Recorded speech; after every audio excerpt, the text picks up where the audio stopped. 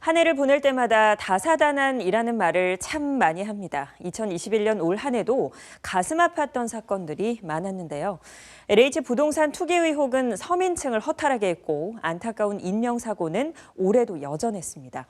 정인이 사건에서 이어진 아동학대는 국민 모두의 공분을 샀습니다. 지금부터 주하영 기자와 올해 발생한 사건, 사고들 짚어보도록 하겠습니다. 주 기자, 네. 좀 전에 저희가 올해 키워드로 부동산을 꼽았습니다. 이 네. 사건 중에 또 LH 임직원들의 또 땅 투기 의혹 사건 빠질 수가 없겠죠.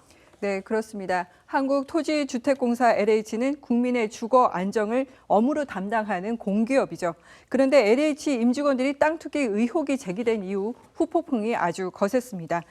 미리 취득한 정보를 통해서 향후 개발 시에 더 높거나 나은 보상을 받으려고 가족이나 친인척을 끌어들여서 땅을 사놓는 수법에 국민들은 상대적 박탈감을 느낄 수밖에 없었는데요. 이 사태는 LH 전현직은 물론 다양한 분야의 공직사회, 그리고 국회, 광역, 기초의회 등 정계까지 전방위적으로 확산이 됐습니다. 앞으로 이어질 재판에서 어떤 결과가 나올지 관심이 쏠릴 것으로 보입니다.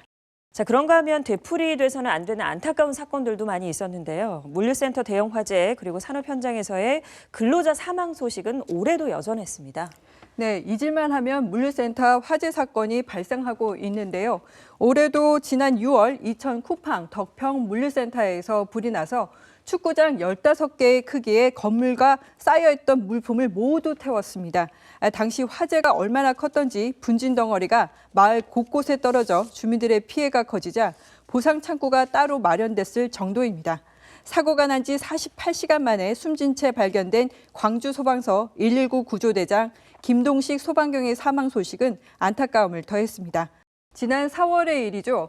평택항 부두에서는 300kg 컨테이너 철판에 깔려 20대 청년인 이선호 씨가 그 자리에서 목숨을 잃었습니다. 김용군 씨 사망 사건 이후 이선호 씨까지 산재로 숨진 근로자는 있는데 책임과 대책은 여전히 미봉책에 그친다는 비판이 이어지고 있습니다. 자, 이번에는 안타까움을 넘어서 모두가 공분했던 사건에 대해 이야기를 좀 해볼 텐데요.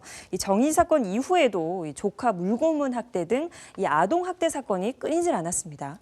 네, 다시 발생해서는 안 되는 사건이 또 벌어졌습니다. 지난 2월 용인에서 일어난 일입니다.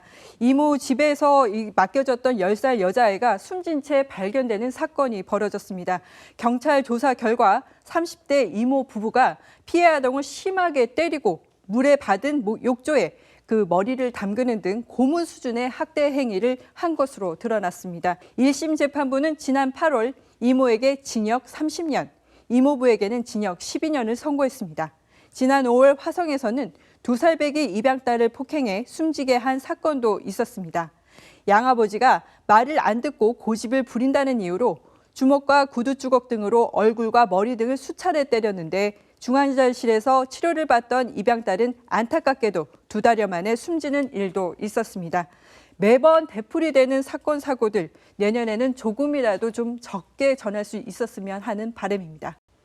네, 이렇게 또 올 한 해 발생했던 사건, 사고를 정리해보니까 올해도 참 다사다난했다라는 말을 실감할 수 있을 것 같습니다. 네, 여기까지 정리하겠습니다. 주하영 기자 수고하셨습니다.